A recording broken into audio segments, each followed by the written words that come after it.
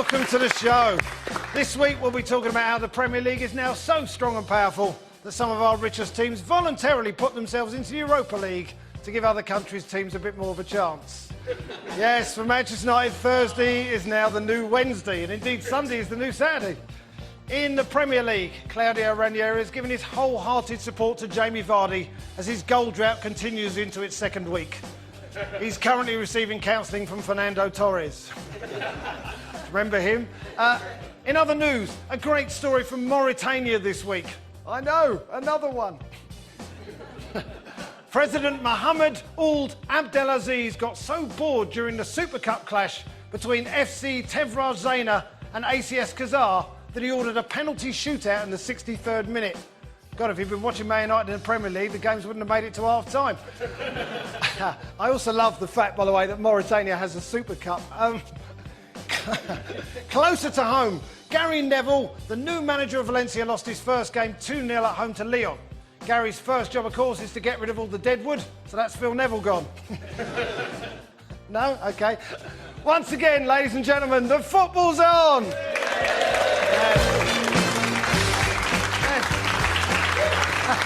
Hello. Hello, yes. Here we are in the BT Sports Studios in East London, and we're joined by two of the most wonderful and, more importantly, affordable comedians in the country.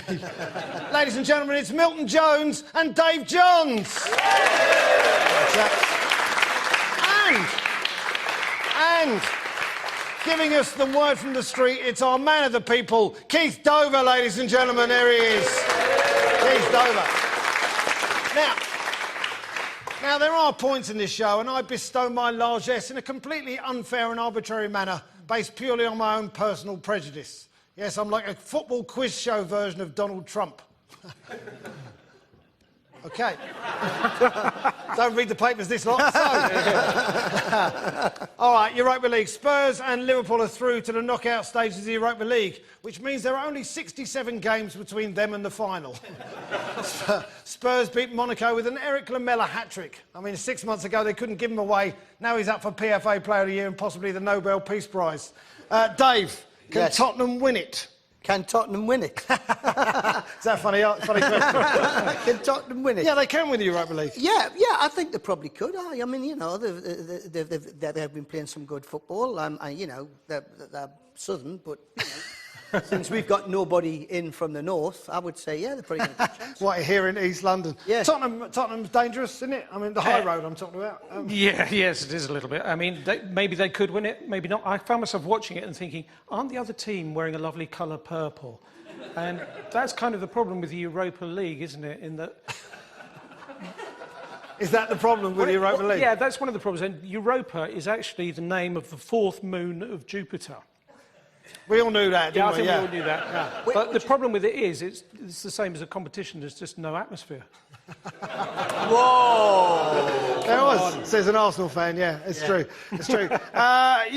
Liverpool. Well, all right. Well, Spurs won 4-1 tonight. Eric Lamela got a hat trick. We got the goal actually. We got the hat trick goal. This is Lamela's third. It's a nice setup by Monaco, and a decent finish. 30 million quid there. Well spent. I think it. Well, they weren't saying that at the start. No, but you know, when he gets three, that's sort of 30 million. That's 20 million a goal. Is that right? No. it's close though. 10 million a goal. It's 10 million a go, Dave. Oh, they've been robbed.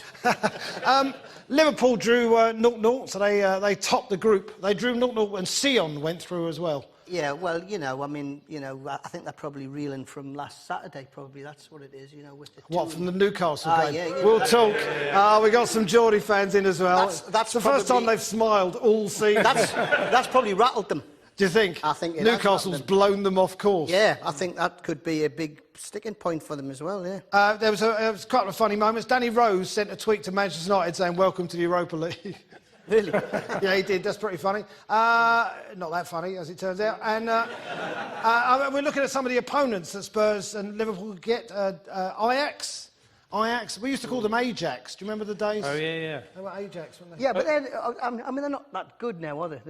Than they used to be a few years ago. No, they're not. No, of course. No. The Dutch league is not the most popular league in the world. Yeah, they've lost all our bite. Haven't Money is the word you're The looking money. for. Yeah. They've got absolutely no money. Yeah, They're just- and they've sold all their players, haven't they? All the good players have all gone. And They have. And in the Europa League, you tend to get teams like substandard Liège.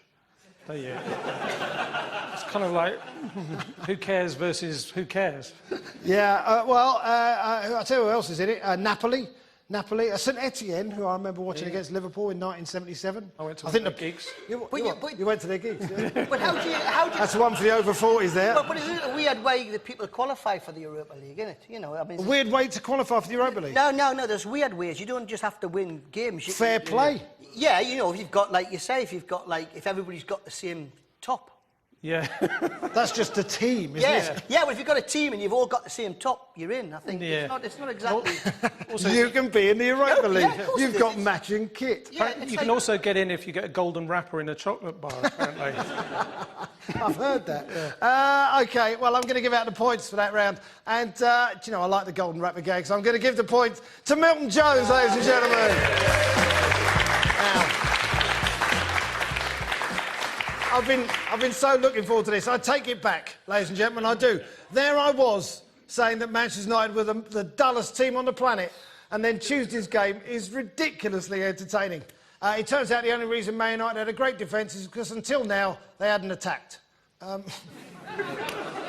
would agree that they're probably the dullest Man United team there's ever been. They are dull. I hear that they can't play at night now. They can't play night matches because when they turn the floodlights on, the dullness just sucks all the light out and you can't see anybody on the pitch. Is that Yeah, right? that's it. There's nothing reflects back from them. Nothing at all. Not even, nothing. Nothing at all. Dull, I dull. get the general idea of Yeah. nothing. I knew they were in trouble a couple of games ago. Martial was in the crowd with a fluorescent jacket looking the wrong way. No one down there is very happy. Paul Scholes was on BT Sport last night, actually, on Tuesday, talking. Let's have a look at Paul Scholes talking about... That PSV game, last half an hour, no urgency, no threat, no quality. It was... United just look like an average team, really, and with an average team, you get average performances. Yeah. So he still likes them. Yeah, that is actually the happiest that Paul Scholes has ever been. I mean, Van Gaal was justifying their improvement by saying they got one round further in the Capital One Cup. Do you think he quite gets the size of the team? I mean... Do you think he's bothered? Do you think he just thinks, because it doesn't seem to me when I've watched Man United, they just seem like, well, you said, they don't seem to have any flair in them anymore, and maybe that's because he doesn't care. But he does seem very pragmatic, doesn't he? Yes, they're very industrial. Industrial? Yes, very industrial, very just no flair. And what was he, a defender? Was he a central defender? I have no idea. He looks like he was, doesn't he? He's got that look. Yeah, he has. But they've sold all their strikers. They sold Di Maria. He's got the PSG. They sold their young striker, Wilson. And now apparently Louis van Gaal just sits on the touchline going, Wilson! Maybe Van Gaal thinks that the team with the most money left at the end of the season is the winner. That's it. Well, they've spent £250 million. I know, it's unbelievable. And now it's weird, isn't it? Football fans are all talking about the New York Stock Exchange. I never really got involved in that when I was a kid. When you go to football, just make sure you keep a lookout for the New York Stock Exchange. Well, I just think that that just sums it all up with that sort of. I don't think they brought anybody that has any flair that catches the imagination of Martial. I think Man United fans feel that as well. We got some Man United fans in. You're not happy? No, they're shaking their heads. Of course they are. Well, what's to be done? I tell you what, actually, Keith Dover is in the audience. Keith Dover. Burn them as a witch. Burn them as a witch. Yeah, Van Gaal. Yeah. So he's a witch, burn him. That's what they should do. Yeah, that's a fair It's a radical step, I know. But, you've got to do something up there. to change their fortunes. Change their Put him in a fortunes. wicker man. Yes. Yeah. I see what happens. Well, All right, that's maybe one way of start doing off, it. Yeah, start but if with they a go. burnt him in the middle of Old Trafford, they're so dull. The fire would just Fire go would out. just go. Just keep trying to light matches. It's not working. They took one matter off. He is their one flair player. And Louis van Gaal for 17 minutes went, hang on a minute, that guy's been quite creative. But does one matter? Do you know where the points are going nowadays, don't you? Let's talk about Sebastian Schweinsteiger, who's having a bad year. They had the doll made, didn't they? Do you see the Nazi doll made of Sebastian Schweinsteiger? He wasn't very happy about that. And he's sort of like a fat middle-aged man, isn't he? He's sort of like us. I think you're asking the wrong people. I'm asking you that. I'm not fat. I'm lean. Dave, please stop rubbing your chest in front of us. We can't even edit this out. He doesn't look fit, does he, Schweinsteiger, at all? He looks. Because Van Gaal said he's not the player that he was at Bayern Munich. And you're thinking, yeah, but that was 5 years ago. Yeah, you know, Stanley Matthews, they should have said, he's not the player he was then. Yeah. Well, he's 92. Yes, he's more experienced, though. He's got more experience, that's true. OK, I mean, as we've said, Man United have now dropped down into the Europa League, and there are rumbles about the £250 million that Louis van Gaal has so far spent on new players. Of course, if they go on to win the Europa League, this money will be partially covered by the first prize of £100 of John Lewis vouchers and a year's subscription to Reader's Digest. That's no disrespect to the Europa League. I'm going to give out the points for that round. I like the burning stuff, Dave. I'm going to give the point to Dave Johns, ladies and gentlemen. 1-1. Now, how about this? How about this? Sorry, Keith, do you think you should have got the points? Burning stuff, ain't it? No, but Have a look at this. This is Zlatan Ibrahimovic. This is a great goal line clearance, isn't it? Look at that. How chilled out. Now look at this again. He doesn't. Oh no. I'm sorry, that's not going in. That was on their Champions League game on Tuesday. Yeah, Zlatan. What the hairstyle, by the way? That hairstyle. That's no, it's a nice hairstyle. he looks like a samurai warrior. Or two samurais on top of each other. Yeah. Yes. That's a look. That's what he's looking. He's looking for, samurai. He's actually gone the samurai look. I think Nicholas Bentner has got a top knot now as well. There's a few of them. Yeah. It's very popular. It's all the rage in the discos that footballers go to. Yeah, David Platt as well. Sorry, for anyone under 45, a disco is like a club. Yeah. Only the music isn't as fast. And it's a fun club. Yes, and Dave's there, imagine. The score is currently 1-1, ladies and gentlemen. After the break, we'll talk about the success stories in Europe and also Gary Neville. See you in a bit.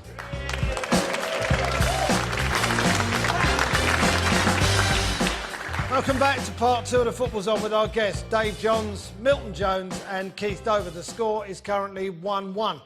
So last night, Arsenal completed their Champions League recovery with what is now being called the miracle of Piraeus. At least by me. Olivier Giroud scored a hat-trick as Arsenal once again qualified for the get knocked out by the first good team you meet stage of the Champions League. Dave, European football. I was absolutely. I mean, you know, I'm not a great sort of Arsenal fan at all, being a Geordie, but I thought they were great last night. You were going on Facebook? I was going on about on Facebook about it, but I think they should never have got themselves in that position in the first place. Well, that's true, but that's the Arsenal way. Make it difficult and then make it more difficult. Yeah. But I was very impressed and I enjoyed that game. I thought it was a great game. It was fun to watch. Do you think they'll build statues of Olivier Giroud? Yeah, well, he's a statue already, isn't he, basically? With slightly more movement. Yes. But he was great last night. He was. And as you say, normally we make things really difficult. But I knew it was going to be good because I had a dream the night before that I was in a nativity play. And the first wise man said, I bring gold. And the second said, I bring frankincense. And the other one said, I bring Mertesacker. I thought that's an omen. Yes, I would say. What about momentum and belief? I'll ask both of you this. What about... because Arsenal You're asking me, a Newcastle fan, about momentum and belief. That's a fair point. I lost that. 1969 was the last time I had it. That's true, when you beat Budapest. When we won the Fairs Cup, The Fairs Cup, that's right. It was a proper cup, a proper competition. Yeah. Well, with about 8 teams in it. 8 teams in it, we should have had a chance. And it was a surprise. Petr Cech was asked at a press conference, who knew? And he answered, we knew. Which I thought was quite bad. But all the journalists, they thought that Arsenal wouldn't qualify. So it was a bit of a shock. I think a lot of people thought they did because they have a habit of not sort of, when you think everything's sort of going to come together, they don't. But I really enjoyed that game. Like I say, I think that they played. They did all right. Yeah, They did all right. And who do we want? I mean, Milton, you're an Arsenal fan. Who do we want the next round? We have a choice of Barcelona, Real Madrid, Atletico Madrid, or the other two we want. Well, It's essentially who we want. Wolfsburg or Zenit. It is. Well, I don't want Wolfsburg because their sponsor is VW, so they'll be fuming. OK. We got Chelsea also got through as well. Chelsea qualified top, so Mourinho is safe for another couple of weeks. They can get Juventus, Genk, or Ghent. Did you notice the humbleness when he was interviewed, how humble he was trying to be? He's going, I have learnt a lot. I've learnt a lot this time. What accent was he doing? What? It's a Geordie Portuguese man. He was trying to pretend it wasn't him. We've got a clip. No, but he's trying to be humble and all that. You know, I've learnt a lot since you've been losing. Yes, it's the first time. Rot, you know. We got a clip of Courtois, Thibaut Courtois. This is great. This is the mascot suddenly realising how tall he is. Isn't that the cutest thing? Look again. Look, he goes, oh my goodness. Yeah, but he's he's on steps. He's on steps. That's true. That mascot is actually 5'2". He was standing a couple of steps down. Is the Premier League getting worse, do you think? I mean, 3 teams qualified for the Champions League, but nothing too convincing.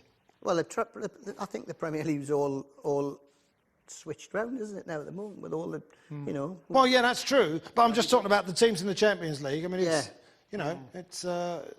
OK, nothing. No, I didn't. No, it's too late, Dave. I'm giving the points to Milton Jones, ladies and gentlemen.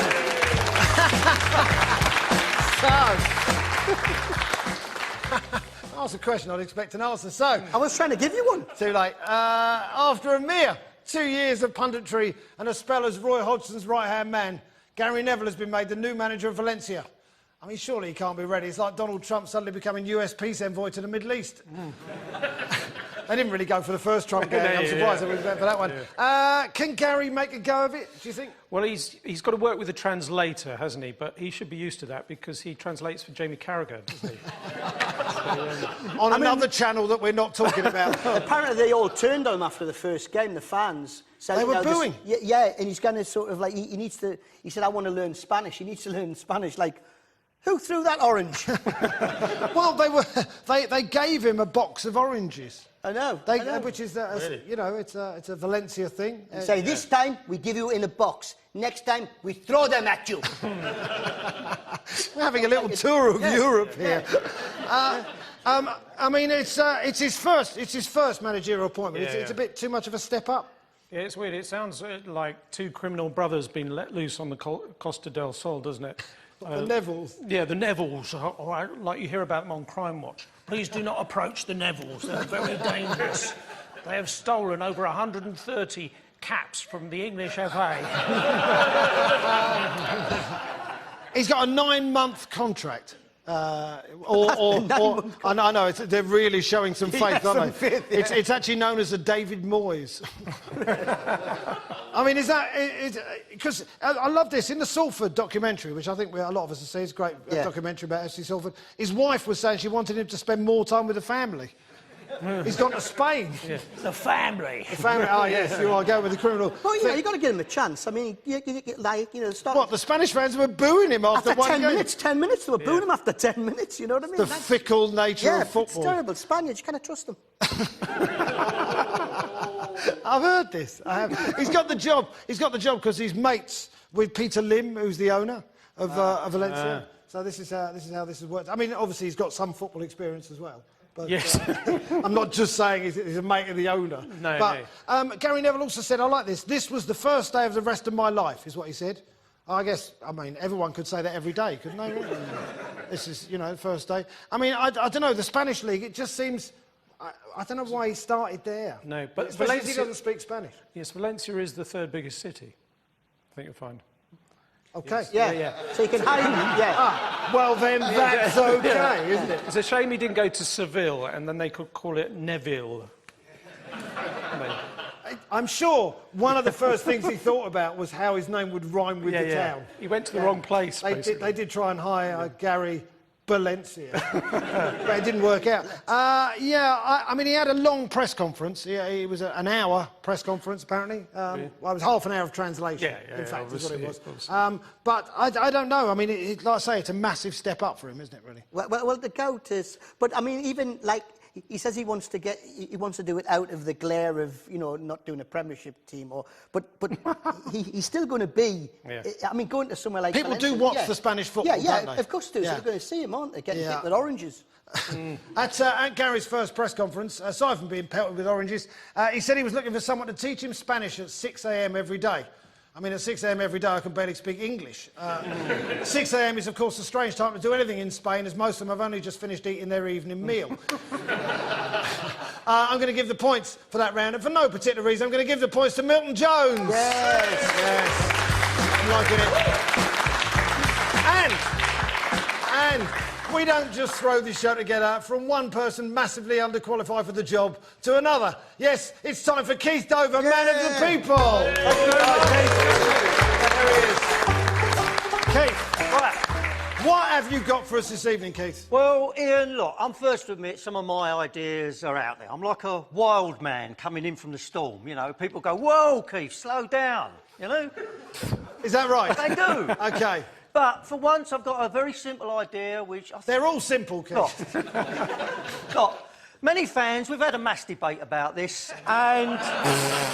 please, we're not... Have you now, Keith? We have. Right. Now, many people say, could the... Keith, get out of my garden. They say that, yes. They get the restraining order on him. But they do know. Many people say, many fans, could Europe's elite hack it, you know, in the Premiership? So what I'm suggesting is, right, you know... If, say, Leicester City or Manchester City win the Premiership, then next season they spend a season in La Liga. Barcelona, should they win La Liga, they spend a season in the Premiership. Let's see how they get on at West Brom after spending a dodgy night in a travel lodge after a roti curry. You know, see how Bayern Munich would face the white hot heat of St James's Park, you know. And, you know, it'd be great for Leicester. They'd have a time machine to go and find You know, how would Leicester City... I mean, but, you know, Real Madrid might end up in, say, the Norwegian League, the Tippy League, I think they call it, or the Penguin League of Iceland. Right, OK. I feel there might be some travel issues. Oh, come on. In this day and age, you can get to Barcelona on EasyJet, £49, easy. You know? Yes, that's how players are travelling at the moment.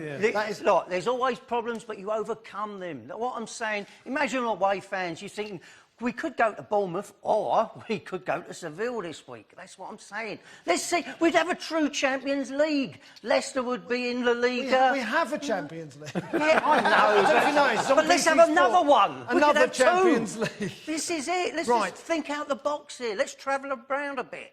You know, it would work. OK, we have to consider Keith's idea of teams from overseas playing in our league, or possibly... Yeah, but everybody would think, oh, wouldn't it be great if you played in like you say, like in Italy or Spain or somewhere like that. But imagine if you got, like, to go to play in Iceland. Oh, what, you get the short straw if you end up in Iceland? Yeah, you imagine in Iceland. I'm not having to go at Iceland. No, but, you know... The season would be over in about 10 games, so that would be a benefit, wouldn't it? OK, do you think this has some legs? Well, we could play it over 2 legs, yeah, it could do. No, I think it could end up a bit like a French exchange, you know, halfway to the French team won't eat and they want to go home. And then you set light to their bed. Whoops. Oh, OK. Yeah, that's why you never had any French exchange students after that time. Just the one. Like I say, I see some practical issues, Keith. I know what you're saying, basically solve the idea if Barcelona can do it on a wet Wednesday in West Brom. Yeah, right? exactly. I see that. I think the second question is, would they want to? Well, no, they wouldn't, but then we'd all know how good Barcelona is, and then we could all sneer at them, couldn't we? We go, you see, winning the Liga, anyone can do that. You couldn't do it down Bournemouth or Watford the other week, could you? Not so clever now, Messi, are you? Look at you, Ronaldo. Where are you? You're nowhere. You're a nobody. Sorry, I just lost it there for a minute. Sorry. In my head now, I just have a picture of Lionel Messi looking up at Keith going, who is this man? Please leave me alone. We'll be hearing more, sadly, from Keith later in the show. That's it for part 2 of the show. The score is currently 3-1 to Milton Jones, ladies and gentlemen. Yes. We'll be back in part three. We'll be back in part three when we'll be taking a long, hard look at the most schizophrenic league season in living memory. See you after the break. Part three of the Football's On with our guests Dave Johns, Milton Jones and Keith Dover. The score is currently 3-1 to Milton. Now, you've got to have a look at this VT. This is Tyre of Sporting Lisbon. He scores a goal against Besiktas. Now watch him, right? This is beautiful, right? He steals the spray can from the referee. He takes the spray can off him to do a celebration. I don't know what he's spraying there. But it's not working. He's not thought that through at all, has he? And he got a yellow card. That's fantastic. He really had a go, didn't he? Bless him. He probably thought, this would be brilliant, this would be brilliant. Oh, nothing. Yeah. Or what would have been nice if he'd put it on his face and pulled out a razor and had a quick... That'd be better. That'd be better. Now, we are going to devote the rest of this section to the weirdest season in living memory. Leicester are running away with the Premier League. Chelsea are in a relegation dogfight, and pretty much everyone can beat everyone else, except Aston Villa, who can't beat anyone. And I say that in the full knowledge that Villa are playing Arsenal on Sunday. Milton, what's your favourite moment this season? Well, Leicester. I mean, it's turned the whole thing on its head. Ranieri gets them pizza if they have a clean sheet. That's right. And no less than Alex Ferguson said that if they can get a boost in the transfer window, then they could win the league. So all they need is a chocolate bar. That will do it. To add to the pizza and they'll be away. Yeah. My thing is this Jamie Vardy thing, you know, the 10 goals, he didn't get the 11th one. No, that's right. He didn't get the 11th goal. And I was saying that what they should do is they should do like what they do with horses. Like, you know, when Frankel won 8 races or something off the trot, and they knew he probably was going to get beat, so they put him out to stud. I think that's what they should have done with Jamie Vardy. You're saying that Jamie Vardy should be put out to stud? Yeah, they should get a really good sort of like, you know, female footballer from who's a good sort of goal scorer, and then they could mate him. He could go out to stud, and then that would protect his record because now he's lost the record. It's a long-term project, though, isn't it? Really? Yeah. And they could sort of like, and they could breed little goal scorers. And they could televise it. Yeah. Yeah. The mating or the birth? Well, both. They could do the whole... Apparently, Mahrez and Vardy have scored more goals than 14 Premier League teams. I mean, it's a fantastic record, isn't it? Absolutely. Really? And they've got more assists than Benzema, Bale and Ronaldo. Can they win the league? That's the question. They can get into Europe. I don't think they're going to win the league, though, are they? The highest place Leicester ever were in the old First Division was second in 1929. When you were like 14? When I was 14, and I remember going, they're never going to win it, and they didn't. Sheffield Wednesday won it. But, you know, that just shows you 1929, you know? Yeah. Chelsea are playing Leicester on Monday. Yeah. Have they turned a corner? Chelsea? Well, I don't know. I think they'll get better, and if Diego Costa can get back his form. I mean, look at him, he looks like a serial killer, doesn't he? It's like, you know, give him a yard and he'll bury you under it.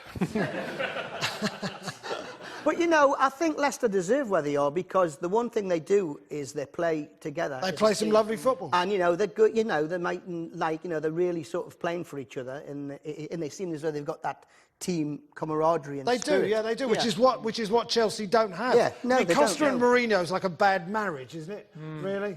I'm not saying they're sleeping together, obviously. I think Costa was having a shower and Mourinho came in and caught him and they're really embarrassed about it. And he's like, what are you looking at? I'm looking at nothing. And he just made him feel all... And that's why they've got this weird relationship I'm now. still not sure who's who, but OK. Joe Hart was next door. Whistling. I never saw anything. Everyone says it's better without Fabregas. You feel for Cesc, don't you? Yeah. What's happened there? Has he put on weight? What's going on? I think that's what it is. Yeah. He does look a bit heavier, doesn't he? A little bit. He's not running about. OK. Chelsea buns. That's what it is. They give them Chelsea buns. Yeah. I'm going to give the points to that round. And I do like the idea of Jamie Vardy being put out to stud. So I'm going to give the points to Dave Johns, ladies and gentlemen.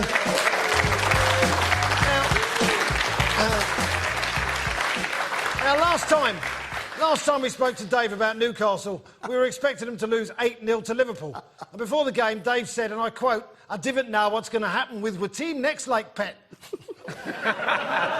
Or something like that. We didn't really understand. Was that okay? Then you went and beat Newcastle 2-0, and now McLaren is the toast of Newcastle. What's the secret of Newcastle's success, Dave? Well, I've often thought about this, and I saw the last 2 home games when they played Leicester and they played Liverpool. No, Stoke City, and they were all over the place. They were terrible. Yeah, nobody was running. And again, what they've done with Leicester, against Liverpool, they came out like a team. They look like a team, didn't they? And they play and I think that's the thing is because I think what's happening with Mike Ashley, he's bought players that their names can only be pronounced in Geordie, like Musaka, Musoko. You see, Wijnaldum. You see, Bollicini.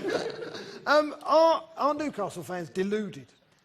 No, not at all. There's a couple over there. Okay. No, well, Sissoko. they've got used to it now, haven't they? Sissoko. And with Wonga as a sponsor, there was going to be payback big time. So Wijnaldum. I did that one. Wijnaldum. Yeah, I've got. Well, that's what it, yeah, it's like. Yeah. Anita. I think it works for all of them. You really like this game, don't you? Have you turned the corner? Have Newcastle turned the corner? No. They're going to go back round another corner. I just because they don't have anybody that keeps the team together. What about Steve McLaren? Oh, fuck. There he is, smiling after the win. Yeah. Not feeling happy. He's going, what toothpaste do you think I'm wearing? He's like, he's not the man. We got some Newcastle fans in the audience over there. A couple of Geordie lads. Are you feeling optimistic about the next game? Perhaps? You got Spurs away, I think, at the weekend. Yeah, that's all right. That's all right. That's a typical Geordie. Yeah, it's all right. If you only got Lamella scoring your goals, you're all right. Yeah, Harry Kane. Have you heard of him? Yeah, but we're all right. Colaccini pocket. Colaccini has got Harry Kane in his pocket. Let's just look. If we don't say it, no one else will. This is what comedy is all about. If we don't say it, no one else will. Bless you for your deluded optimism. It's great. And do you think Newcastle have too many expectations? No, I don't. Because like any football fan, what you want is your team to just have a go. Yep. And that's all I want in No, Newcastle. I want them to do more than that. To have a go. We want your team to sort of put up a fight. And they haven't been doing that. But I think that, like since I was a kid, I've been hearing about the sleeping giant. I think we're hypnold. I think, because... You're in a coma, mate. Yeah. But the thing is, I don't think that the Newcastle fans are deluded. I just think that what they are is they expect their team to put in a shift when they play. Yeah. And that's what they do. And they haven't been doing that. All right, well, I've got to give out the points. And because Dave's a Newcastle fan, he's definitely going to need them. I'm going to give the points to Dave Johns. 3-3, getting close. Now, I never thought I'd ever say this sentence, but I'm going to do something in praise of Stoke City. Stoke absolutely slaughtered Man City last weekend, and they played some beautiful football to boot. They have truly become the Barcelona of the Premier League.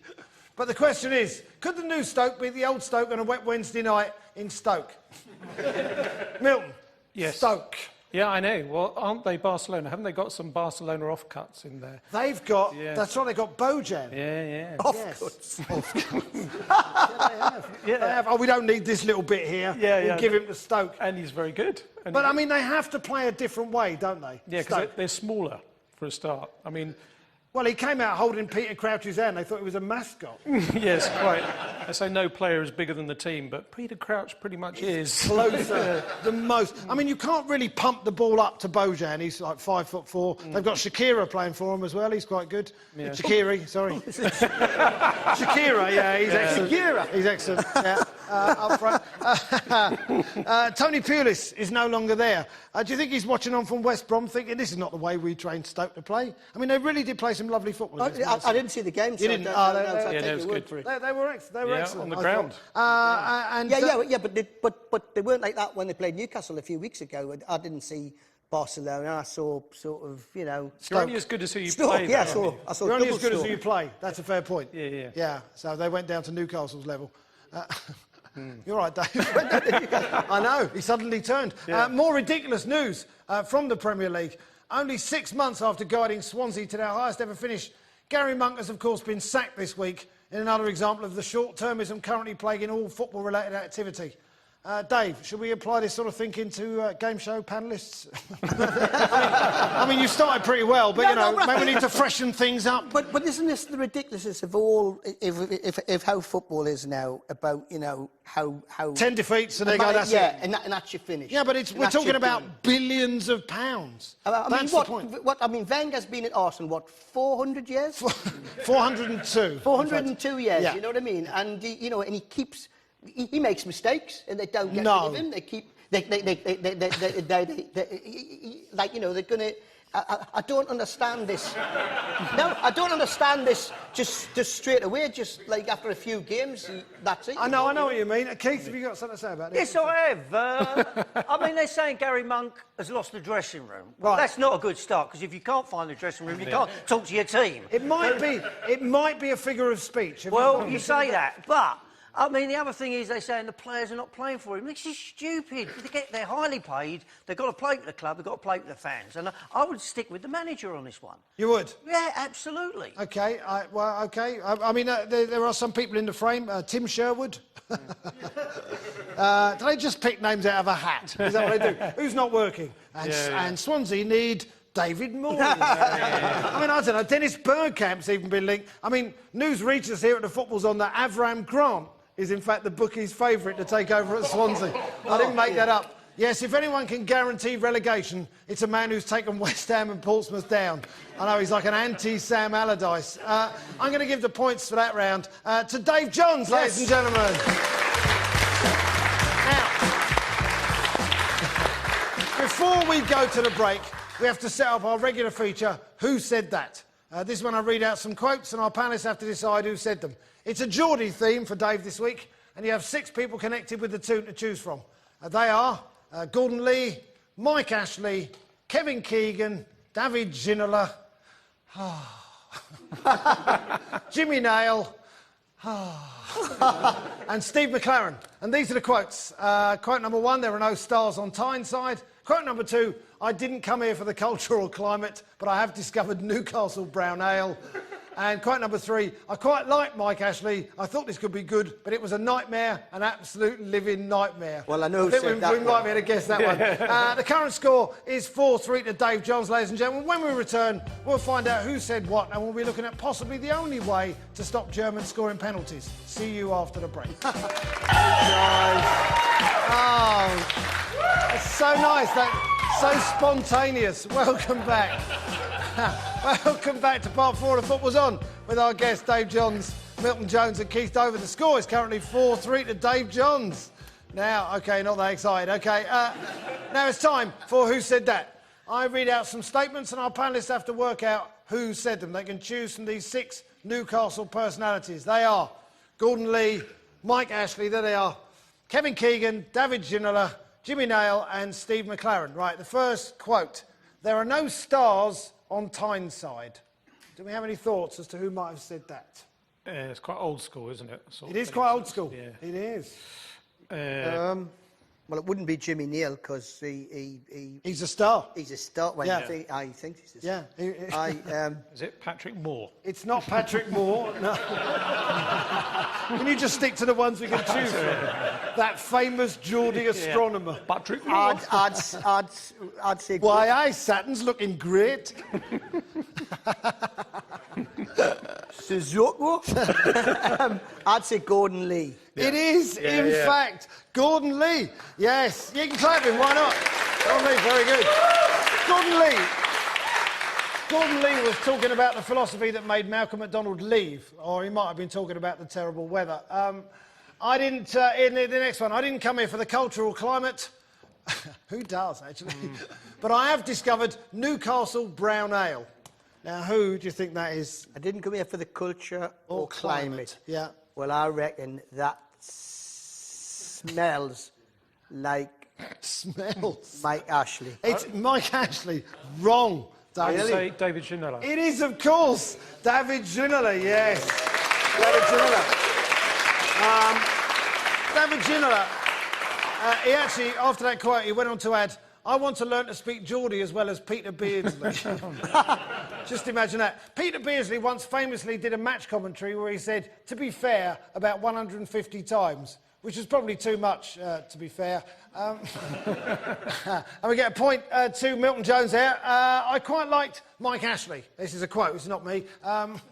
I quite like Mike Ashley. I thought this could be good, but it was a nightmare. An absolute living nightmare. I know exactly who that is. We know who that is. Is it Mike Ashley? It's Mike Ashley.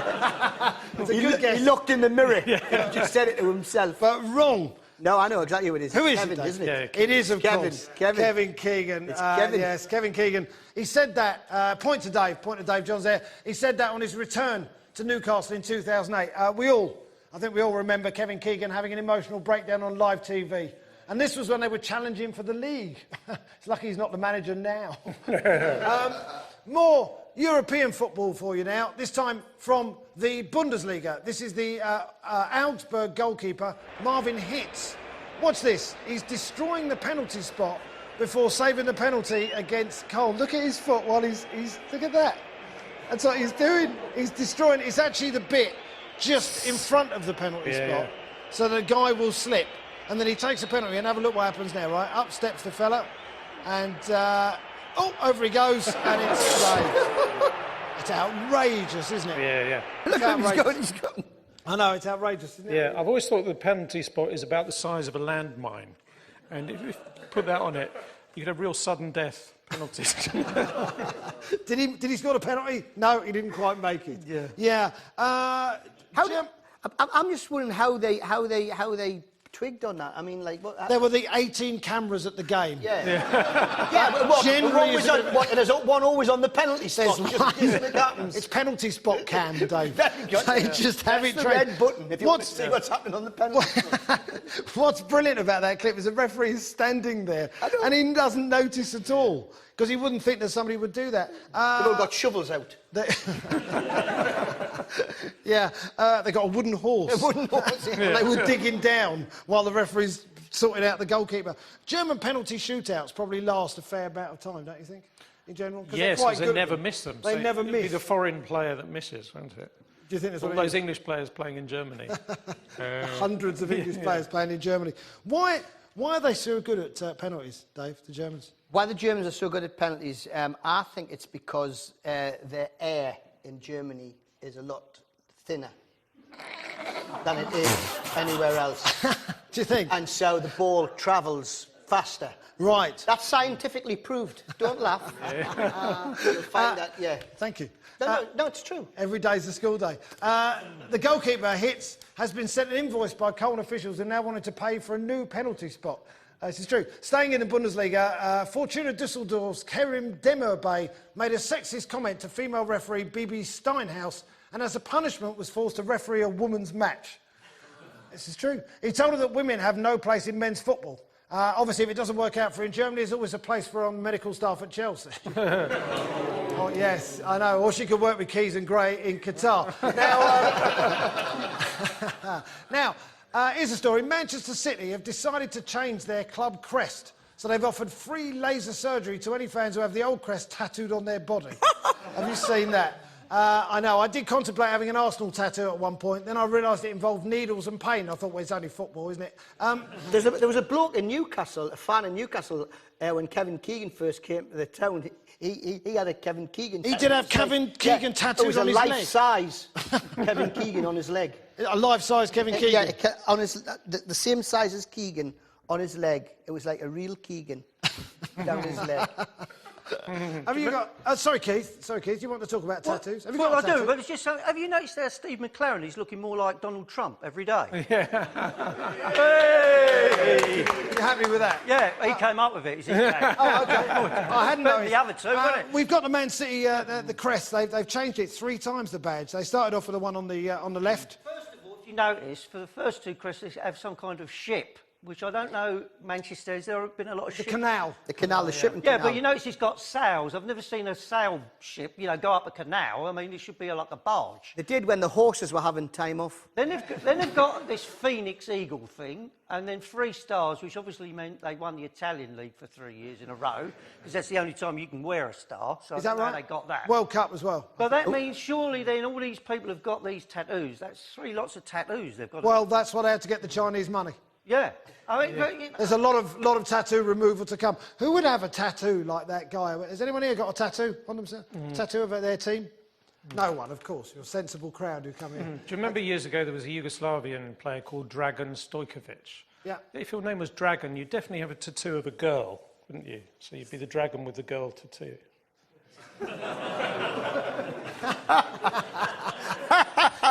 Yes, that's true. And for that alone, I'm giving the points to Dave Jones, ladies and gentlemen. Let's have a quick look forward to the games at the weekend. Who we got? We said Leicester-Chelsea. That's a big game on Monday night. Norwich-Everton's a game on BT Sport. Newcastle are playing away at Spurs. Apparently, they'll be fine. That'd be fine. Arsenal away at Villa. So after their triumph last night, I imagine they'll mess that right I think up. Bournemouth might have a shot at Man United, mind. Bournemouth. What about them? Might have a shot at what? At Man United, I think they might sort of... That's a nice... result there. look, Bournemouth were great at Chelsea the other day. Yeah, It was I very think Man exciting United should be worried about to that. watch. Yeah, OK. Liverpool against West Brom. I think there's some decent games. Palace. I'm liking Palace against Southampton. That's a game I'd like to watch. See, I think we made a mistake trying to get rid of Pardew, you know. Do you think? Now that I come to think of it, I shouldn't have printed all those Pardew out. Pardew out. What's happened to that website now? I know. It's, you know. That's it for the show, ladies and gentlemen. The final score is 7-4 to Dave Johns. Marvellous. Marvellous. Dave, that's a Newcastle win, ladies and gentlemen. I can't believe what's happened. Let's have a big thanks to our guests of the evening, Dave Johns, Milton Jones, and Keith Dover. Yes, we'll be back on Christmas Day when we'll be joined for some festive fun by Matt Lucas, Eddie Izzard and Ellis James. Thanks for watching. See you soon.